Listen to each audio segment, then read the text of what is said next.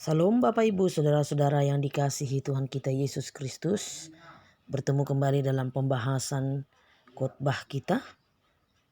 Kiranya Tuhan memberkati dan melindungi kita, serta senantiasa memberikan hikmat bagi kita untuk mengerti firman-Nya. Karena itu sebelum kita mendengarkan firman-Nya, untuk khotbah kebaktian rumah tangga kita berdoa. Damai sejahtera Allah yang melampaui segala akal, itulah yang memelihara hati dan pikiranmu dalam Kristus Yesus Tuhan kita. Amin. Bapak Ibu Saudara sekalian, firman Tuhan sebagai khotbah untuk kebaktian rumah tangga atau kebaktian sektor-sektor, Epistel Minggu 18 Agustus 2024, tertulis dari Yohanes pasal 6 ayat 51 sampai ayat 58. Bapak Ibu Saudara, mari kita ikuti dalam hati kita. Saya akan bacakan untuk kita semua. Akulah roti hidup yang telah turun dari sorga.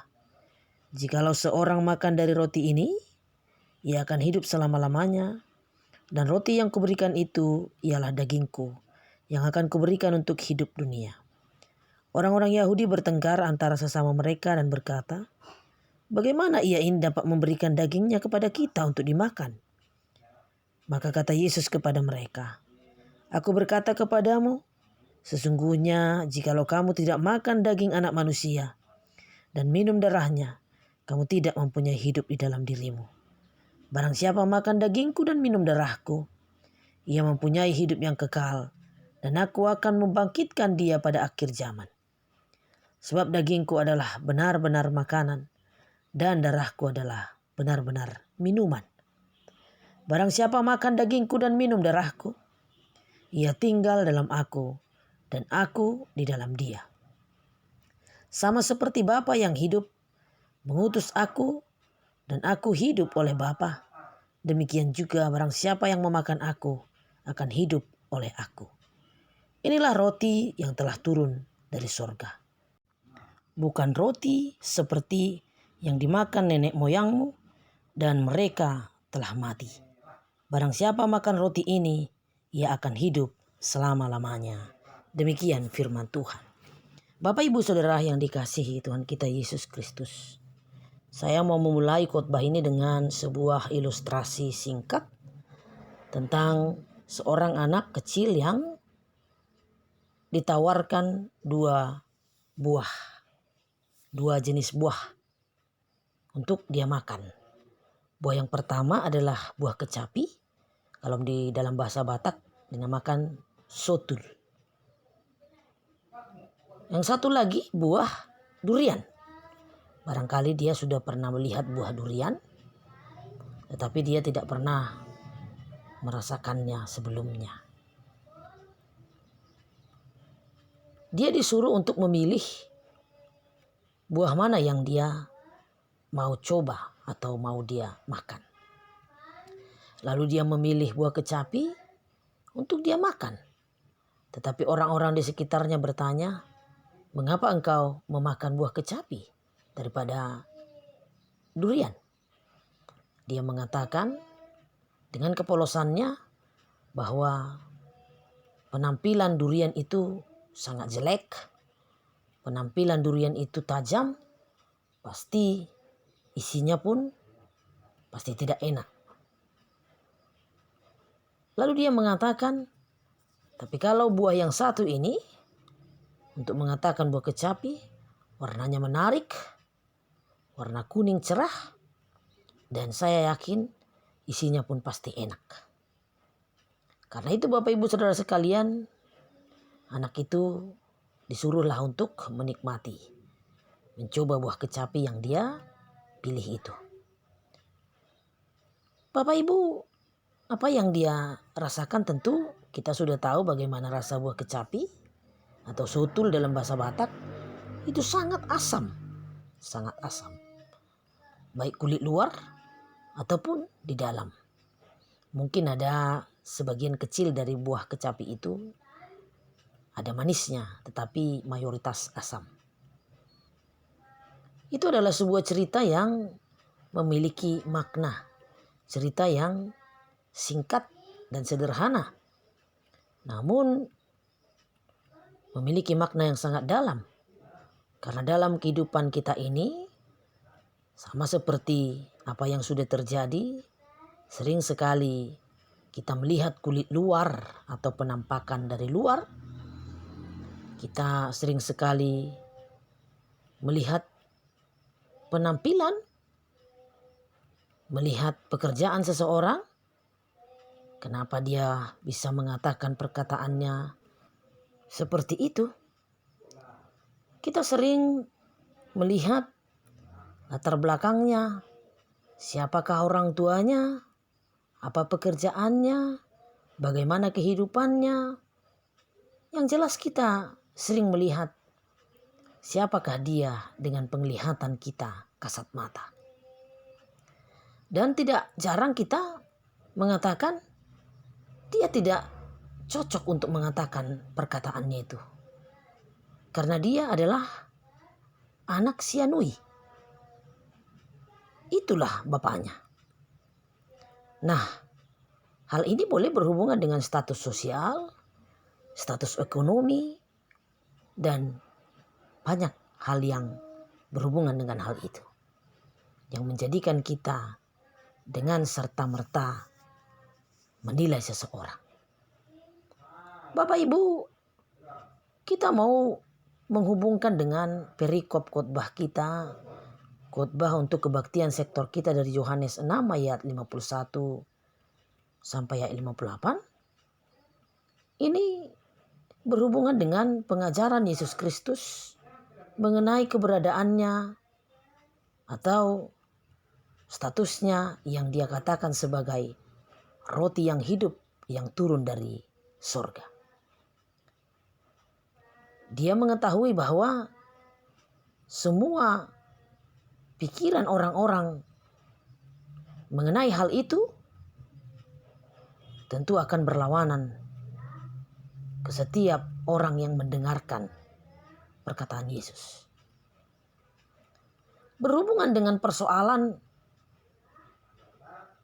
yang kelihatan pada waktu itu adalah sesama Yahudi yang dikatakan orang-orang pintar berusaha menganalisa perkataan Yesus dan menghubungkannya dengan keberadaan Yesus, yaitu seorang anak dari Yusuf yang adalah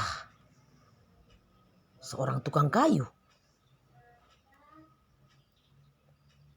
Mereka memandang sebelah mata pekerjaan seorang tukang kayu di tengah masyarakat Yahudi. Termasuk keturunannya, keturunan orang yang memiliki pekerjaan seperti itu, tidak bisa mengucapkan perkataannya di hadapan banyak orang.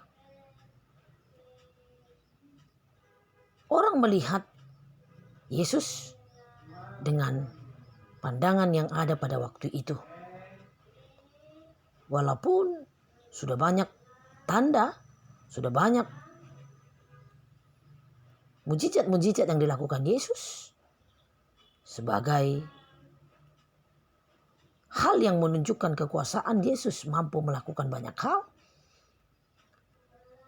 Dan banyak perkataan Yesus yang menunjukkan bahwa dia adalah anak Allah dan mendapat kuasa dari Allah, dari surga. Tapi Bapak Ibu Saudara sekalian, walaupun Yesus mengatakan bahwa apa yang dia dapat sebagai kuasa dari Allah bukanlah atas keinginannya sendiri, tetapi keinginan Allah, rencana Allah yang dia berikan kepada Yesus sendiri. Kita boleh baca di Yohanes pasal 6 ayat 38. Bapak Ibu Saudara sekalian, oleh karena itu Yesus mengatakan, walaupun orang-orang yang mengikutkan Yesus, yang mengikuti Yesus melihat tanda yang sudah dilakukan oleh Yesus dengan mata kepala sendiri.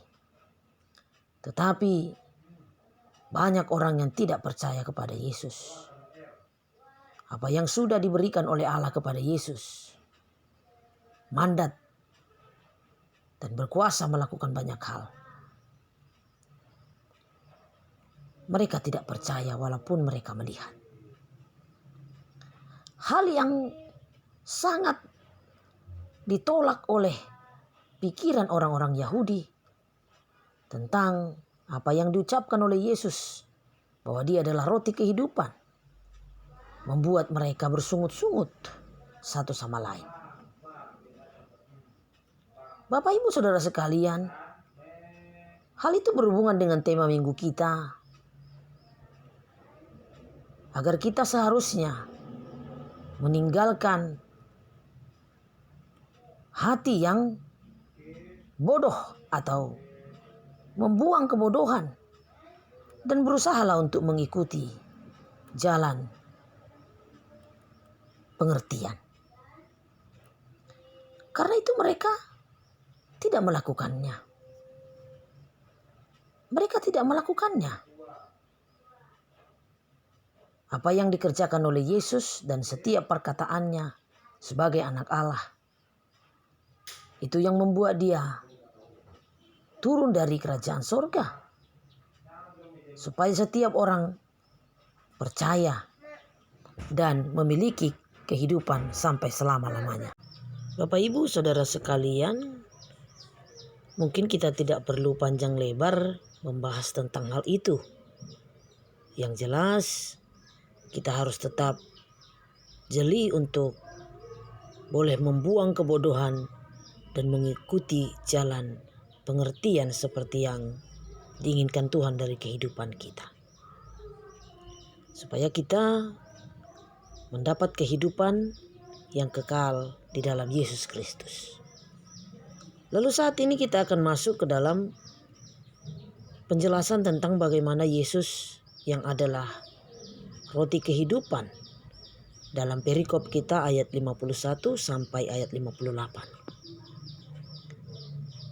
Hal ini yang akan kita hidupi dan akan kita renungkan, terlebih kita mengerti untuk kita lakukan di dalam kehidupan kita. Apa yang dimaksud dengan perkataan Yesus sebagai roti kehidupan?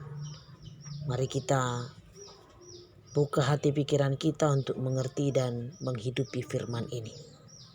Yang pertama, ayat 51 yang menekankan tentang bagaimana Yesus mengatakan, "Akulah roti kehidupan. Akulah roti yang hidup yang turun dari surga." Simbol atau gambaran itulah yang mau ditekankan oleh Yesus.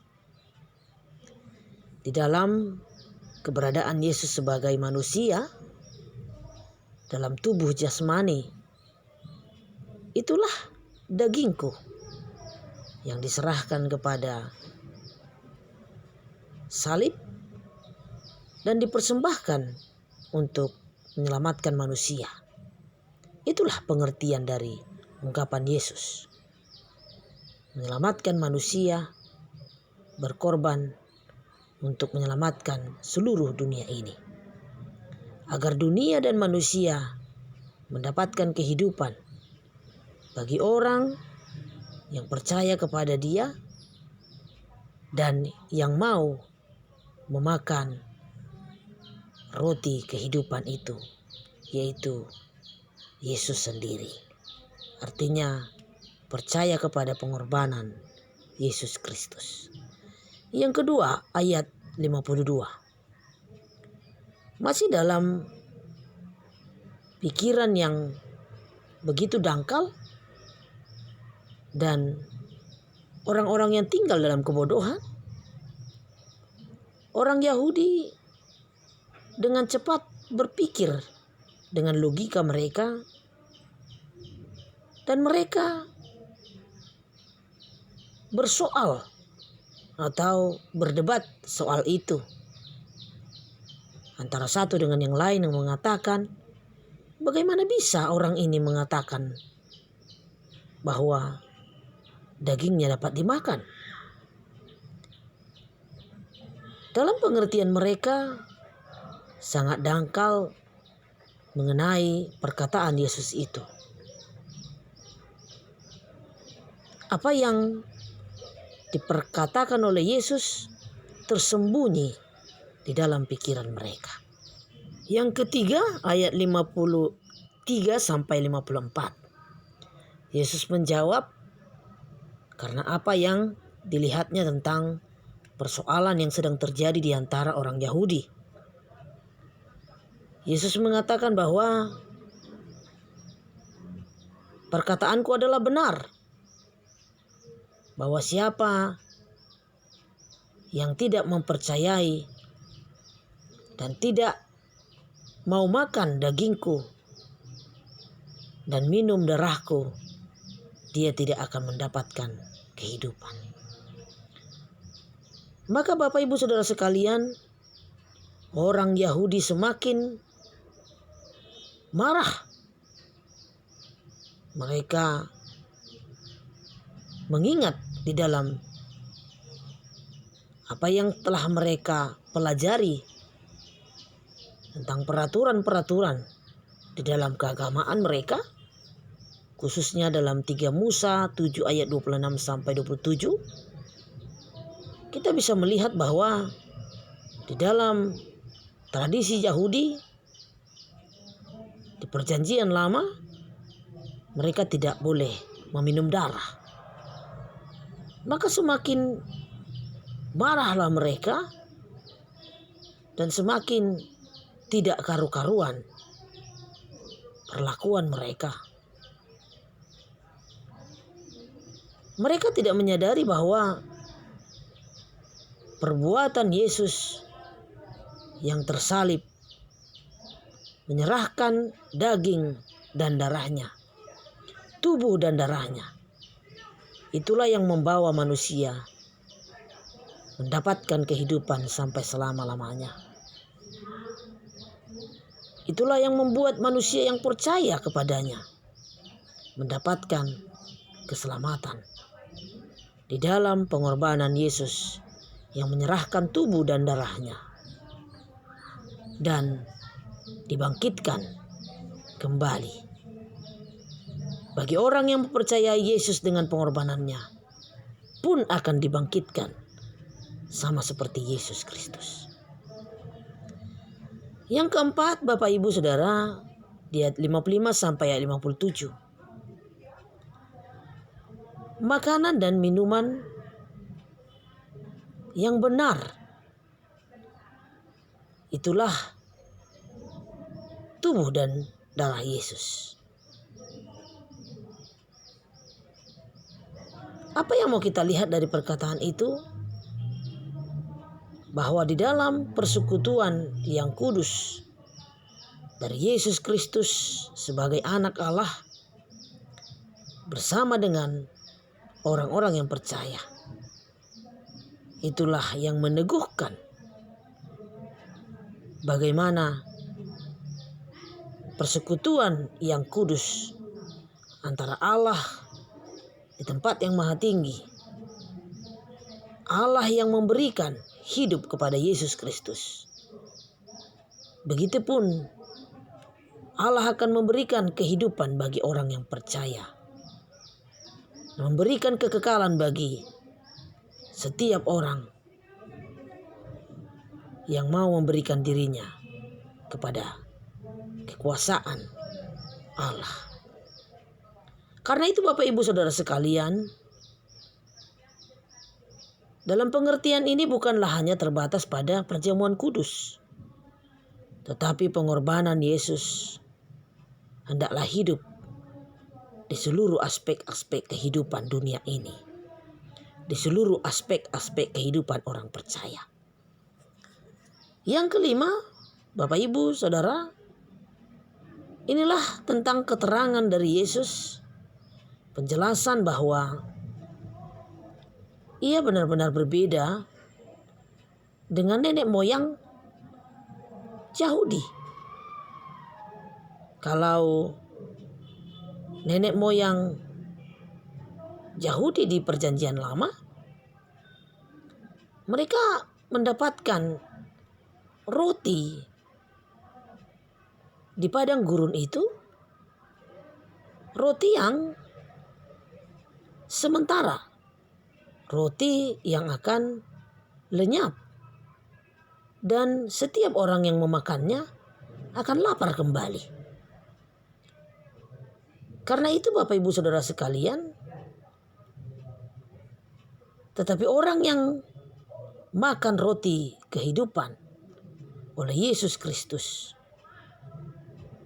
yang memiliki arti mempercayai Yesus, akan mendapat kehidupan di dunia ini dan kehidupan yang kekal sampai selama-lamanya.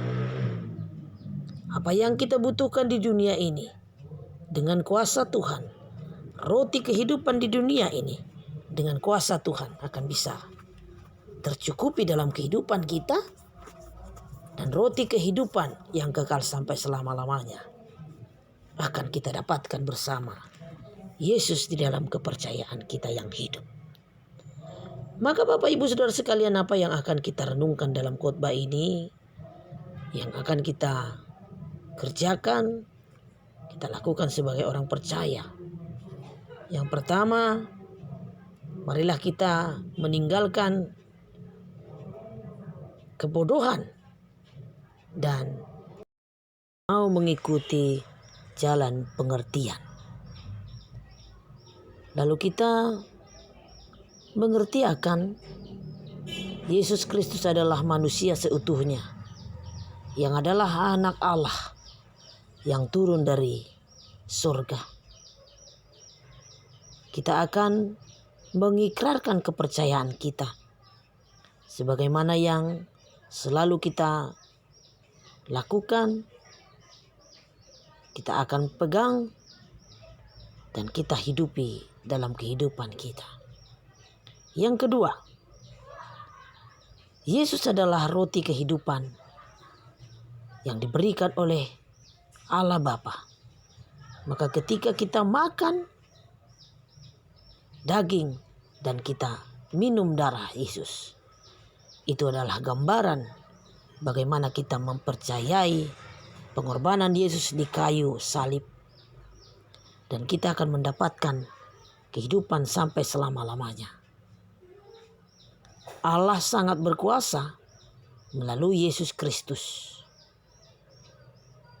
memberikan kehidupan yang kekal sampai selama-lamanya bagi setiap orang yang percaya kepadanya.